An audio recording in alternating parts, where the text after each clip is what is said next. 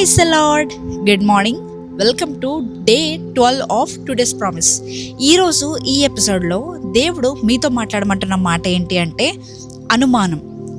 మీలో ఎంతమందికి డౌట్ వచ్చింది దేవుడి మీద? దేవుడు నాకు ఇది చేస్తాడా?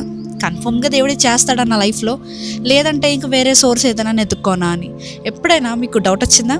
అయితే మీకు ఈ డౌట్ వస్తే కనుక వీడియోని ఎండ్ వరకు చూడండి. దేవుడు మీతో ఖచ్చితమైన మాటలు మాట్లాడబోతున్నాడు. ఫస్ట్లీ అసలు మనకి అనుమానం అనేది ఎందుకు వస్తుంది? ఒక చిన్న స్టోరీ నేను మీకు ఎక్స్ప్లెయిన్ చేయాలనుకుంటున్నా. ఒక తండ్రి ఒక బిడ్డ ఇద్దరు జస్ట్ రోడ్ మీద అట్లా నడుచుకుంటూ వెళ్తున్నారు అనుకుందాం.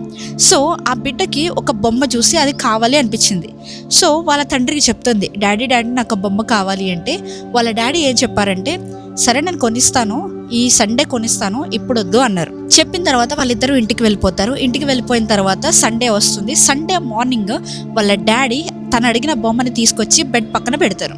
అది చూసిన చిన్నపిల్ల చాలా హ్యాపీ ఫీల్ అయిపోతుంది. Thank you so much daddy అంటుంది. ఇప్పుడు ఈ స్టోరీని వింటే మీకేం అర్థమవుతుంది? ఫస్ట్లీ ఆ చిన్న పిల్ల లేకపోతే చిన్న కుమార్తె తన తండ్రిని నమ్మింది. ఎంతగా నమ్మింది అంటే, నా తండ్రి లేకపోతే నా డాడీ ఎలాగైనా ఈ సండే ఈ బొమ్మని కొనిస్తాడు, ఖచ్చితంగా కొనిస్తాడు అని నమ్మింది. నమ్మినట్లుగానే తన తండ్రి మోసం చేశాడా? లేదుగా. కొన్ని ఆ బెడ్ పక్కన పెట్టాడు. సో అలానే ఈ లోకపు తండ్రి అలా ఉంటే మనందరికీ పరమ తండ్రి అయిన దేవుడు ఆయన మనల్ని మర్చిపోతాడా? మనం ఏదైనా ఫుడ్ అడిగినా లేకపోతే ఏదైనా అడిగితే రాయినిస్తాడా? వాక్యంలో తెలియజేస్తూ ఉంటుంది కదా. ఇక్కడ నేను మీకు బైబిల్ వర్స్ పెడతాను. రొట్టెని అడిగితే రాయినివ్వడు.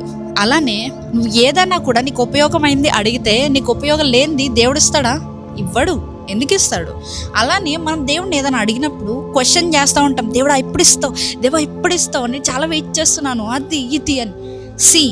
ఈ కాలంలో మనందరికీ ఇన్స్టెంట్ వచ్చేసింది. ఏదైనా కూడా ఇన్స్టెంటే. డెలివరీ అయినా ఇన్స్టెంటే, లేదంటే ఫోన్ కాల్స్ అయినా ఇన్స్టెంటే. పాతకాలంలో చూసుకుంటే ఫోన్ కాల్ చేయాలంటే చాలా టైం పట్టేదంట. కానీ ఇప్పుడు ఇట్లా ఫోన్ తీసి కొట్టగానే అవతల వ్యక్తితో మనం మాట్లాడుతున్నాం. Delivery apps, food delivery apps ఇలా చాలానే ఇన్స్టెంట్గా వస్తున్నాయి.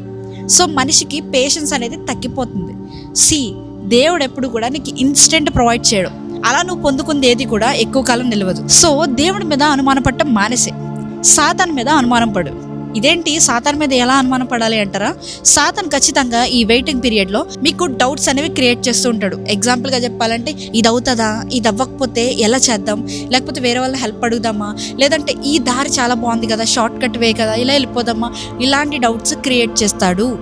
కానీ మీరేం చేయాలి? వాడి మీద డౌట్ పడాలి. సో మీరు ఎప్పుడైతే దేవుడిని నమ్మి ఖచ్చితంగా నా దేవుడు నా జీవితంలో ఇది హెల్ప్ చేస్తాడు లేకపోతే ఈ కార్యం చేస్తాడు అని ఎప్పుడైతే నమ్మి విశ్వసించి ఆ వెయిటింగ్ పీరియడ్ మీరు క్రాస్ చేస్తారో, ఇందాక చెప్పిన స్టోరీలో ఆ చిన్న బిడ్డకి లేకపోతే ఆ చిన్న కుమార్తెకి తీసుకొచ్చిన బొమ్మ వలె మీ జీవితంలో అద్భుత కార్యాలు చూస్తారు. అర్థమైంది కదా? విశ్వసిస్తున్నారా? అయితే ఈ వీడియో కింద నేను నమ్ముతున్నాను అని కామెంట్ చేయండి. నేను ప్రతి ఒక్క కామెంట్ చూస్తాను. Thank you so much for watching. Praise the lord.